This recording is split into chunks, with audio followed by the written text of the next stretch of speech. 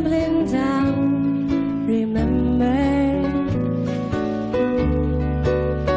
that September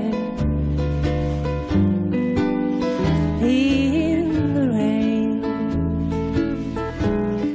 Como todos los miércoles estamos ya en nuestra clase de historia de la que se encargan las historiadoras, escritoras y también colaboradoras de muchos medios de comunicación, así como investigadoras, María y Laura Lara. Con ella, en Princesas en Jeans, cada semana, ya saben, echamos un vistazo a lo que ha sido el devenir de la historia, teniendo como punto de referencia algunos asuntos de actualidad. Y en este caso seguimos hablando de efemérides. La semana pasada hablábamos de la figura de Catalina de Austria y hoy nos vamos a referir precisamente a Juana de Austria, nuera de quien fuera la hija menor de la reina Juana de Castilla. Vamos a saludar ya a Laura Lara. Muy buenos días. Buenos días, César y oyentes. Y desgranar la figura de esta mujer también importante en la historia, porque estamos en celebración de quinto centenario de muchas cosas, ¿verdad? Sí, estamos trayendo a Princesas en Jeans como invitadas a personajes que María y yo analizamos en nuestro ciclo de conferencias Juana es nuestra reina, que estamos impartiendo como historiadoras de las Cortes de Castilla-La Mancha para el quinto centenario de las comunidades de Castilla. Y aunque Juana de Austria nació después del episodio de las comunidades, ya que ella vino al mundo el 24 de junio de 1535 en Madrid, de ahí su nombre en el día de San Juan, y aparte porque era nieta de Juana, a la que nunca llamaremos la loca, Juana I de Castilla, nos parece interesante que hoy comparta este diván específico de la historia que María y yo realizamos en tu programa para poder desgranar un poco quién fue esta mujer que se convirtió en realidad en la primera jesuita de la historia. Ella también fue reina de Portugal, como hablábamos la semana pasada de Catalina de Austria. Catalina fue su suegra y es que Juana de Austria era hija de Carlos I y de Isabel de Portugal. Es una mujer que tanto por abuelos como por descendencia estaba vinculada a la realeza. En ella os habéis fijado también, Laura, en vuestras obras literarias a lo largo de estos años, ¿no? Sí, porque como ella es la primera jesuita, de hecho se la apoda así, va a convertirse también en un personaje que aparece en el libro Ignacio y la compañía del Castillo a la Misión, con el que María y yo ganamos el premio Algaba. Y es que precisamente el 20 de mayo de 1521, se ha celebrado hace unos meses el quinto centenario, Ignacio de Loyola empezó su proceso de conversión. Él era soldado y a partir del cerco de Pamplona y de la herida que sufrió, en Pamplona hemos visto, María y yo, en numerosas ocasiones en nuestros viajes para impartir conferencias, esa escultura en la que se ve al joven Ignacio que está siendo portado en brazos, casi a hombros, por los compañeros cuando él fue víctima de esa herida.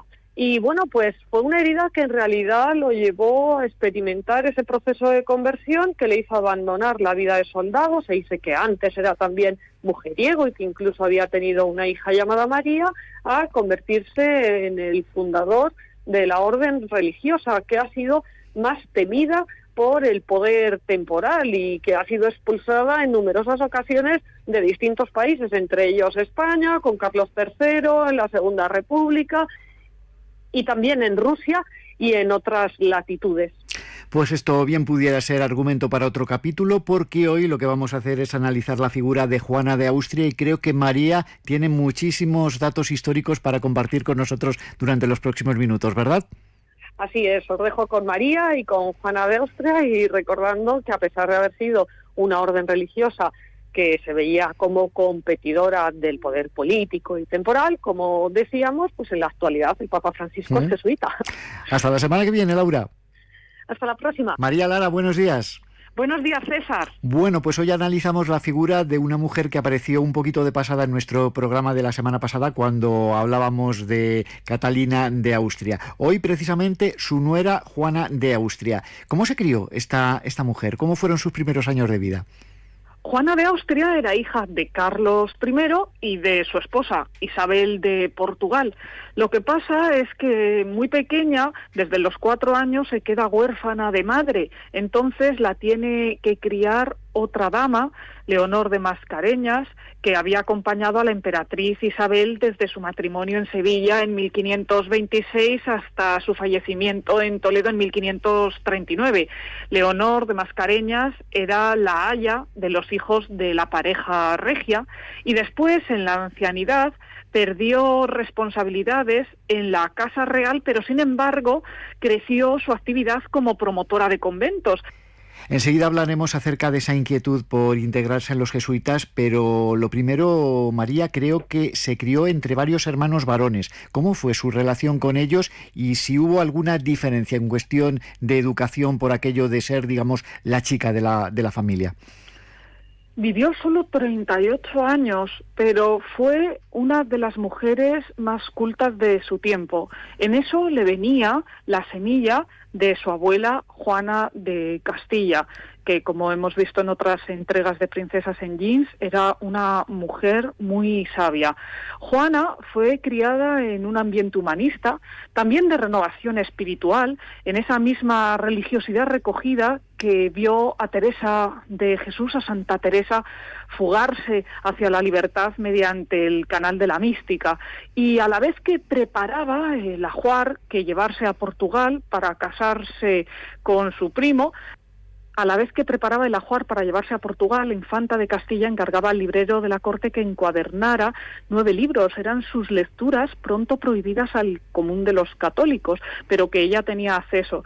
Y es cierto que Felipe II, el rey prudente, que estaba muy atento a todas las cuestiones del poder, de hecho, de los pueblos de España tenemos noticia gracias a las relaciones topográficas que él mandó encargar, pues después tuvo como grandes secretarias a sus hijas Catalina Micaela e Isabel Clara Eugenia, pero antes Felipe II tenía como mano derecha a Juana de Austria, de manera que tenemos que pensar que afortunadamente no le instruyeron solo en lo que se consideraba en el siglo de oro que debía saber una dama, sino que recibió una formación igual que sus hermanos, o mayor, en el sentido de que fomentaba también su espíritu autodidacta en las ciencias y en las letras.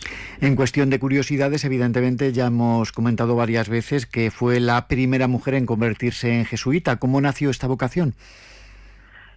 Vino a través de el que sería el tercer general de los jesuitas, Francisco de Borja, que era aristócrata y que después fue canonizado. El encuentro más decisivo de Juana con Francisco de Borja tuvo lugar en abril de 1551, durante la Semana Santa, aunque Juana conocía desde pequeña a Borja y sabía que había renunciado a todos sus títulos a favor de su hijo Carlos cuando se murió la esposa de Francisco de Borja, Leonor de Castro Mello Meneses, que había sido camarera mayor de Palacio. Entonces es cuando Francisco de Borja, al ver el féretro, dijo que nunca iba a servir a un amo que se le pudiera morir, y por eso decidió servir a un amo resucitado, a Cristo, y hacerse religioso después de haber sido padre de familia.